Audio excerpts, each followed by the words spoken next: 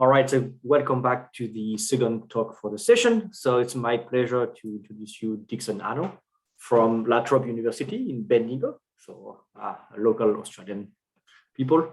He's going to talk today about projective plane and more precisely on the number of regions in the LiDAR arrangement. So Dickson, the floor is yours.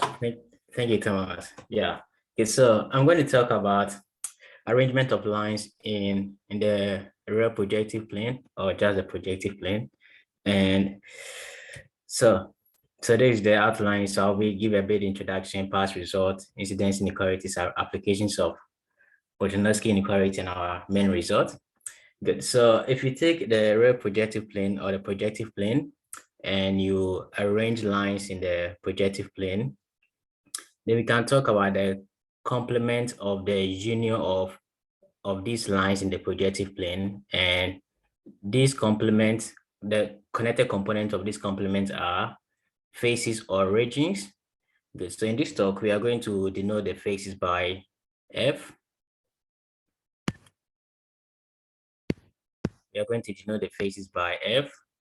And we want to say that the maximum number of lines that can go through a particular point is M, and N is our number of lines.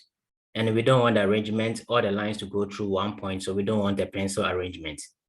So the question we are interested in is, how does the set of numbers F depend on N and M for all possible arrangements? Good. So let's take some examples and see what I'm talking about.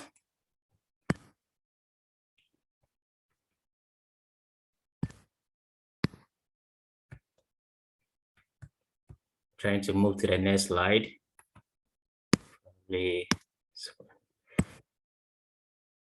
All right, good. So let me get rid of my previous writing.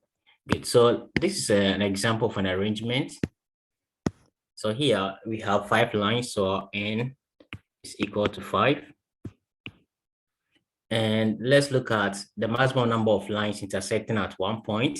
So here, 2 lines intersecting at that point, 2 lines, 2 lines, 2 lines. So every point has 2 lines going through it. So our M is equal to 2. Now I want to count how many faces are there. So we are in the projective plane. So if you're not familiar with the projective plane, just assume that we can have parallel lines in projective plane. Good. So let's count the number of regions. So this region is represented 1. We have 2, 3, 4, 5, and 6. Good. Then we are also going to count the outside ones. So here, because we are in projective plane, this region here goes around and joins with that region over there. So we count them with the same number. So I'm going to use the same letter for that. And the region over there, let me call that B, also goes around to join this region. This region goes around to join that region. This region, let's call that D, goes around to join the region over here. And this region goes around to join that region. Good. So if we count the number of regions that are there, which we represented by F, we already counted 6, and we have used 5 more lectics. So we get 6 plus 5, and that's equal to 11. That's equal to 11. Good. So this means that for an arrangement, for this arrangement with 5 lines, with the maximum number of lines going to a point being 2, we have 11 connected components of the RP2. Now let's take another example and we'll see what is going on here.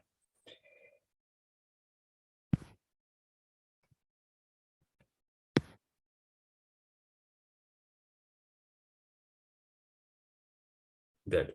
So this is the other example. I'll quickly get rid of all my latex. Okay. All right, so we are still using the example with 5 arrangement with 5 lines. So our N is still equal to 5. Now this time around, let's see, this point here has 3 lines going through it, and that's the maximum. So our M is equal to 3. Now let's count the faces. So this is 1 face, 2, 3, 4. Then let's count the other faces. So this face is A, goes around to meet that one. That is B, goes around to meet this one here. C goes around to meet its counterpart over there. D goes around to meet this. E goes around to meet that. Good. So we have used 5 letters and 4 numbers here. So we can say that the number of faces is equal to 9. Good. So it is clear from these 2 examples that depending on the arrangement of the lines, you get different values of F. Depending on the arrangement of the lines, you get different values of F. So the question we are interested in, can we get a sort of a lower bound for F for all possible arrangements? Can we get a sort of lower bound for F for all possible arrangements? Good. So my next slide will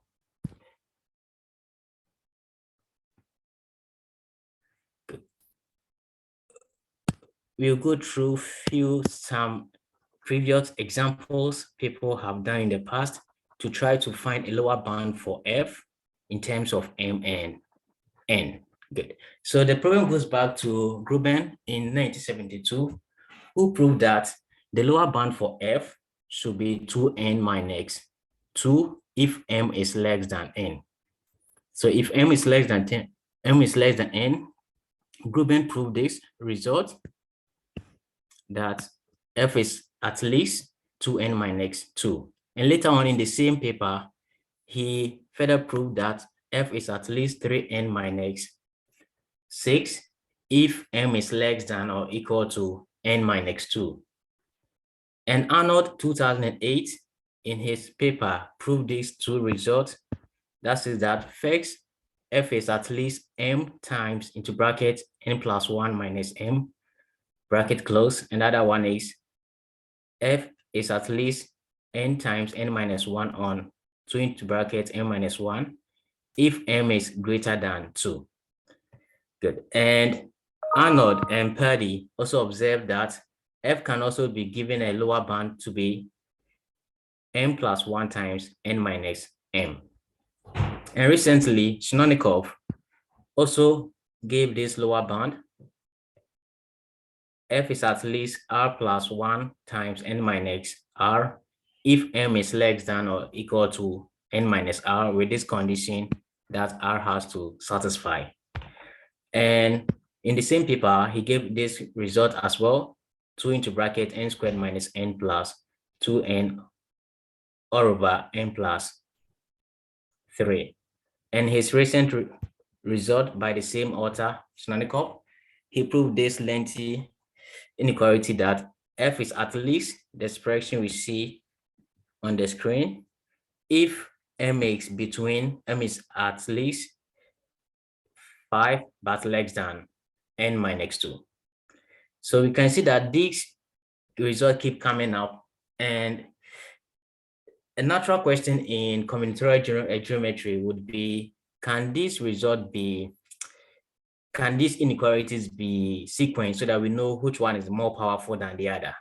But the answer turns out to be no, simply because these bounds depend on which M that you choose. So you see here, we have so many conditions on M. The M over here is not the M over there. The M over here is different from the other one in some, yeah. So it's very hard to get a sequence of arrangement to see which of these arrangements is more, or which of these inequalities is more powerful. But we believe that they all give a lower bound for F.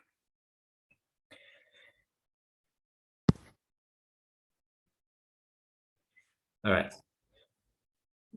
So let me quickly get rid of this.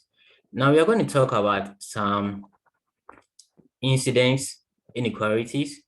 Good. So TK here means the number of intersection points where exactly K lines of the arrangement are incident.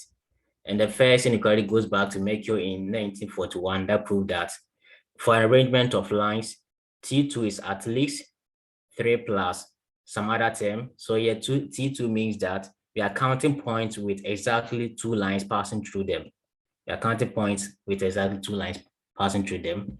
And Sima and Sawyer also gave T2 to be at least 6n on 13 for n greater than or equal to 8. And Harsberg came out with this beautiful inequality T2 plus 3 on 4 T3 is at least n plus some other term if Tn minus 1 is equal to Tn minus 2 equal to 0.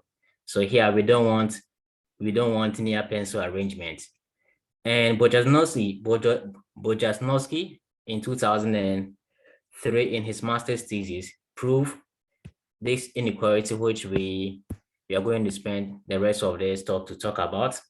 So his inequality says that for that kind of arrangement, you have T2 plus 3 on 4 T3 is at least n plus summation k greater than 5 of 1 on 4k squared minus k times tk if tk is equal to 0 for k greater than 2, 3 times n.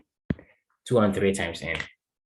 And recent results by Green and Tao trying to find the best lower bound for T2 came out with this, which say that T2 is at least half n, and T2 can be, this supposed to be the floor, but yeah, so this is supposed to be floor, so 3 times the floor of n on 4 for sufficiently large, even and odd n, respectively.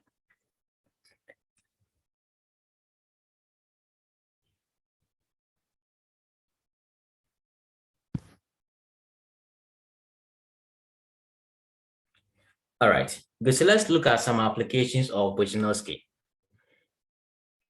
Now, if you have heard of weak Dirac conjecture, so weak Dirac conjecture says that if you have a set of endpoints not all on the same line, and you consider the span of lines or the line spanned by this set of points, there is a point in that arrangement of points that is incident to at least n on C lines, with C being a constant.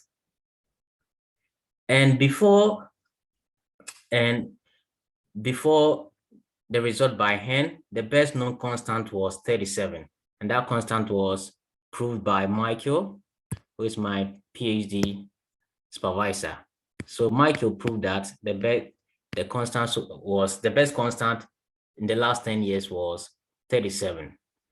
And Hen recently used Bojinowski result to prove that indeed the constant can go close to 3. So Hen proved that n can be n on 3. So which means that if you have an arrangement of lines, so arrangement of points in the plane, and you take the line spanned by this point, there is a particular point in the arrangement that is incident to n on 3 lines that has been spanned by the points, which was a very big improvement from 37 to 3. Now, Pokora recently also used the same inequality to prove that let P be a subset of n Dickson points in R2 with at most 2 n on 3 collinear points. Then T2 plus T3 plus T4 is at least n times n plus 15 all over 18. So here, one needs to be very careful. So we are using projective duality over here because in this here, we are talking about arrangement of points. So if you are talking about arrangement of points, then your T2 here, now we are counting lines with 2 points on them. And if you talk about arrangement of lines, then if you see T2, it means we are counting points with 2 lines going through them. So I don't know if that is clear to everyone. So here, because we are talking about arrangement of points, it means our T2 here means we are counting lines with 2 points on them. So for example, this could be my line, and we are counting lines with only 2 points on them. So it means there should be another line. So let's say there's another line here, another line there. So you're counting lines with 2 points on them. And so we recently also used the same inequality to prove that let P be a set of n points in C2 with at most 2n on 3 collinear. Then for I greater than or equal to 5, we have summation k greater than or equal to I, tk is less than or equal to 4 on I minus 2 all squared times the size of L of P. And where L of P means we are counting the lines that are spanned by the points, the size of the lines that are spanned by the points. So these are few applications of Bojanowski.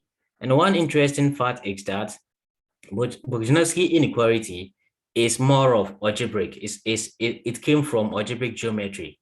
So people in combinatorial geometry didn't realize that inequality until recently that people realized that inequality from algebraic geometry can be applied in combinatorial geometry to solve arrangement of points and lines problems.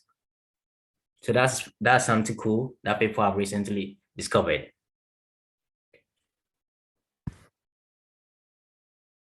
Good. Now this is our main result.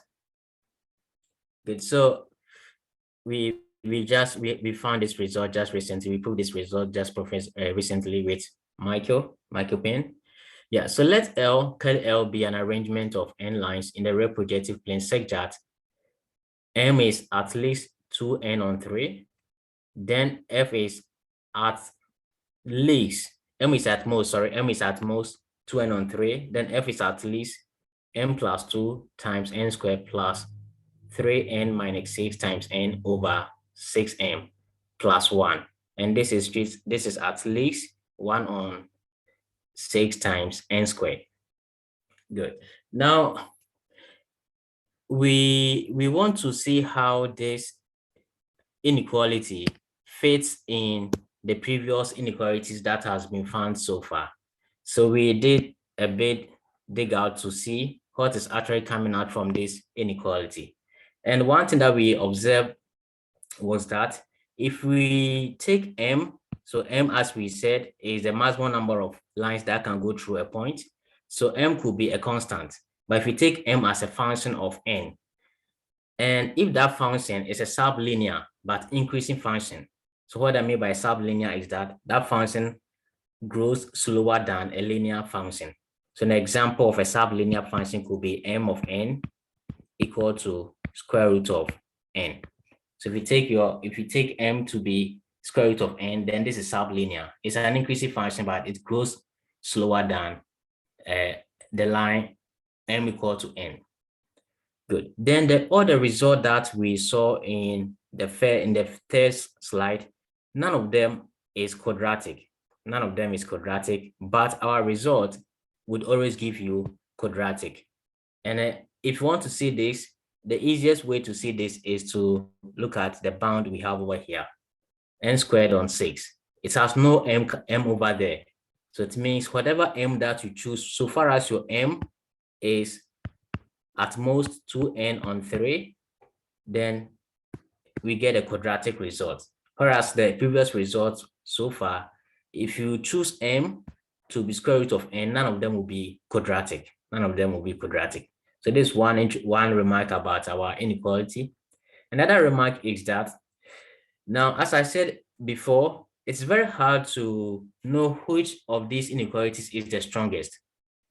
It's very hard because we have different conditions on m. Like in our case, the maximum value for m has to be 2n on 3. In other cases or in other inequalities, m is just less than n minus 1. Other cases, m is just less than n minus 2.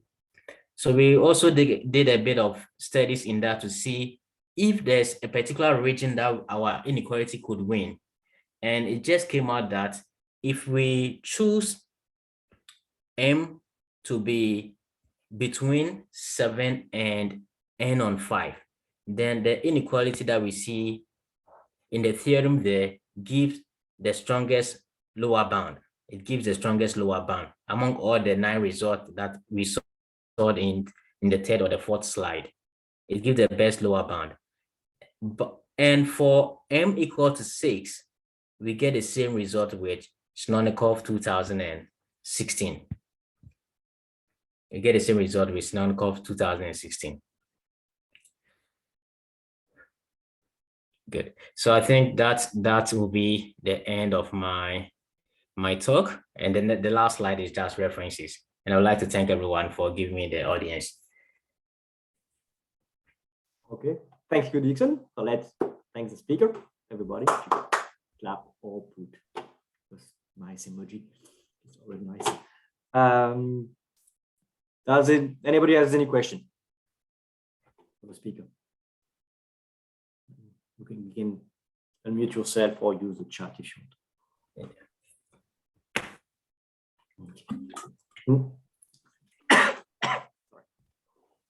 want. I might start in that case. So you paper with Michael. Yes. And I guess it relies heavily on that inequality by Bojanowski. Yes, Bojanowski. Yeah. And so how old is that one? Like 20 years ago, something? I don't. Sorry?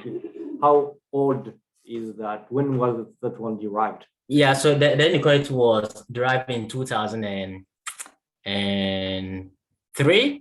But before that inequality, Herzberg came out with similar inequality in 1986. So if I go back.